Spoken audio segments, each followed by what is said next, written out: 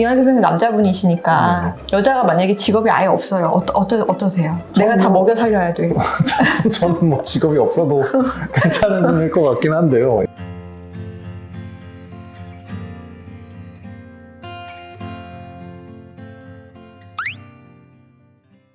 안녕하세요. 법률사무소 봄의 대표 변호사 정현주. 법률사무소 봄 대표 변호사 이완수입니다. 우리 정현주 대표 변호사님은 이혼소송을 굉장히 많이 해보셨고, 네. 그리고 가사조정위원으로도 활동을 하고 계시잖아요. 네네. 그렇게 해서 이제 이혼을 워낙 많은 케이스를 이제 살펴보셔다 보니까 사실 뭐 이혼을 하는 이유 뭐 이런 것들에 대해서 저희가 영상을 많이 찍었습니다. 그죠? 그런데 애초에 이 사람과 결혼을 하지 않았다면 어땠을까라는 생각을 할 수 있잖아요. 그렇죠. 그래서 차라리 이런 이혼을 피하는 요소로서 혹은 이혼을 피하기 위한 방편으로서 애초에 결혼을 내가 고려한다면 어떤 걸 생각해야 될까?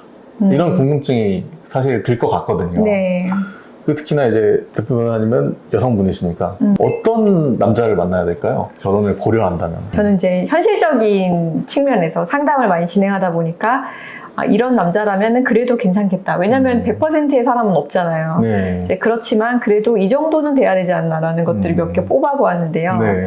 일단 첫 번째로 남자든 여자든 간에 좀 독립적이어야 되는 것 같아요. 뭐 예를 들어서 극단적으로 얘기를 해서 뭐 직업이 되게 불분명하다든지 네. 그러면은 정말 최악의 경우에 내가 먹여 살려야 될 수도 있는 거잖아요. 근데 이게 뭐 여자만의 문제가 아니라 남자의 문제일 수도 있거든요. 되게 네. 막 불확실한 것에 투자를 하고 있다든지 계속해서 뭐 누군가한테 의존을 해야 되는 그런 삶이야. 뭐 이런 부분 경우에 이완수 변호사 남자분이시니까 여자가 만약에 직업이 아예 없어요. 어떠세요? 내가 다 먹여 살려야 돼.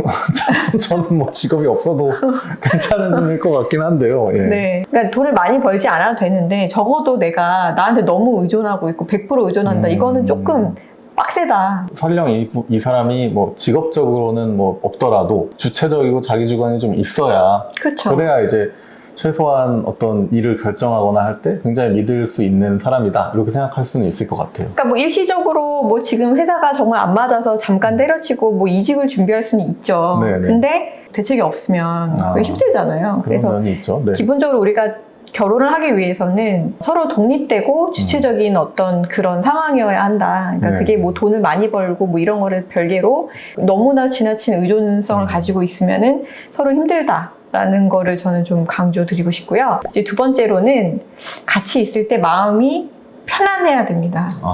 예를 들어서 우리가 이제 좋은 사람, 나쁜 사람이랑 컨텐츠 예전에 찍은 적 있는데 네.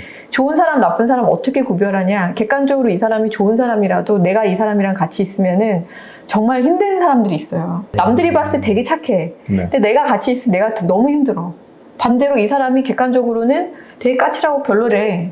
나는 되게 편해, 이 사람이. 뭔가 말도 잘 통하고. 네. 이게 되게 주관적인 기준이거든요. 그렇죠. 그러니까 이게 절대적인 관점에서 나쁜 사람, 진짜 막 정말 미친놈이야, 누가 봐도. 그런 게 아니라면 나랑 맞는 사람이 있고 나랑 안 맞는 사람이 있다고 저는 생각을 해요. 그래서 내가 어떤 사람이랑 있을 때 마음이 되게 편안하다라고 하면은 그거는 기본 전제적으로 결혼을 할 수 있다. 근데 같이 있는데 뭔가 계속 마음이 불안하고 네. 뭔가 되게 답답하고 소위 막 뭐 네. 설렌다 아니면은 안달이 난다 뭐 이런 거랑 좀 다른 건가요? 설레고 안달이 나는 거는 이제 뭐 네. 초창기에는 그럴 수 있잖아요. 뭐 10년 만났는데 그러진 않을 거 아니에요. 설레지만 그게 날 너무 행복하게 한다면 상관이 없죠.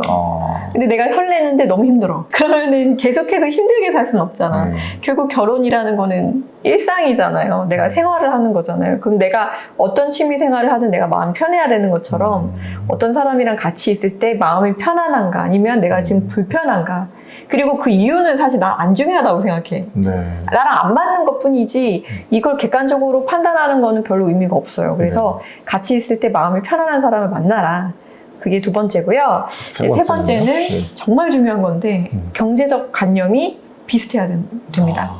어떤 사람은 돈이 많아도 정말 극도로 절제하는 사람들이 있어요. 네. 돈이 생기면은 무조건 계속 저축을 해.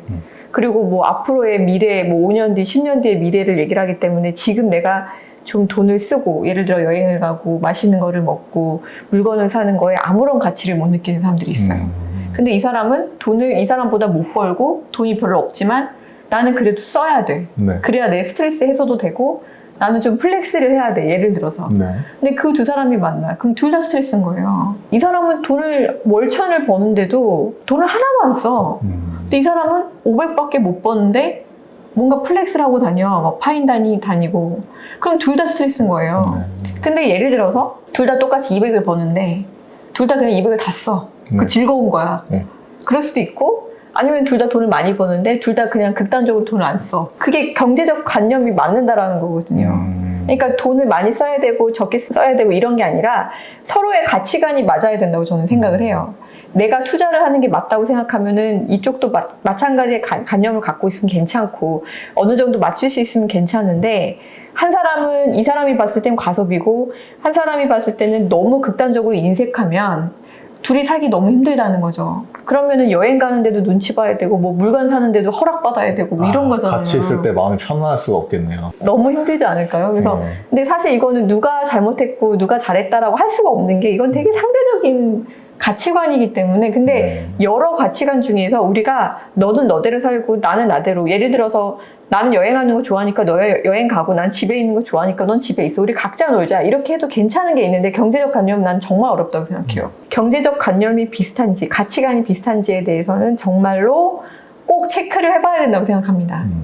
그리고 그 다음은 이제 삶에 대한 전반적인 태도 가치관이 비슷한지를 저는 봐야 된다고 생각을 해요. 예를 들어서 미래에 어떻게 살고 싶다라는 게 있잖아요. 난 60대 은퇴해서 뭐 여행 다니면서 살고 싶어라고 생각하는 사람이 있고 어떤 사람은 계속해서 나는 뭐가 됐든 일을 계속 할 거야 라고 생각하는 사람이 있고 어떤 사람은 난 아기를 무조건 뭐 3명을 낳아야 될 것 같아. 물론 안 될 수도 있지만 근데 어떤 사람은 비혼주의자예요. 나는 애한테 뭔가 희생과 헌신하는 게 너무 싫어. 내가 행복하기 위해서 생각하는 어떤 인생의 계획이라는 게 있는데 이게 좀 비슷해야 된다고 생각해요.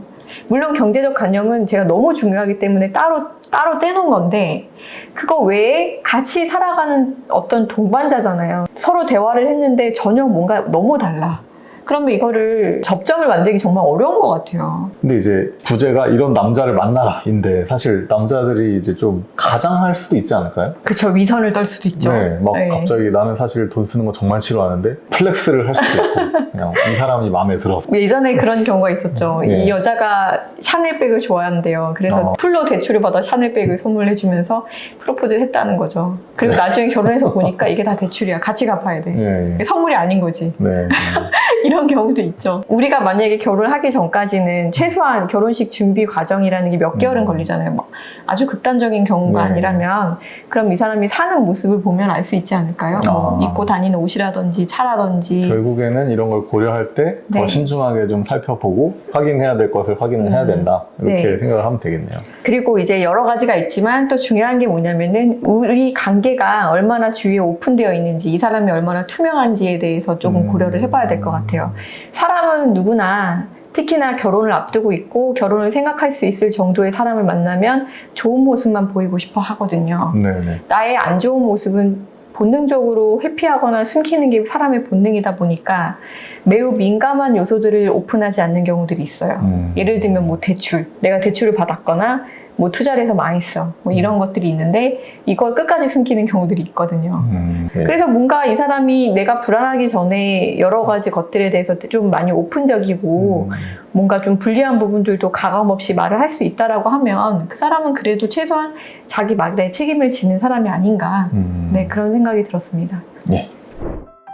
이번 시간은 이렇게 결혼을 고려한다면 어떤 것을 생각해야 되는가에 대해서 이제 우리 이혼 사건을 많이 겪어본 저희 입장에서 한번 허심탄회하게 이야기해보는 시간을 가졌습니다. 저희 영상이 도움이 되셨다면 좋아요, 구독 부탁드려요.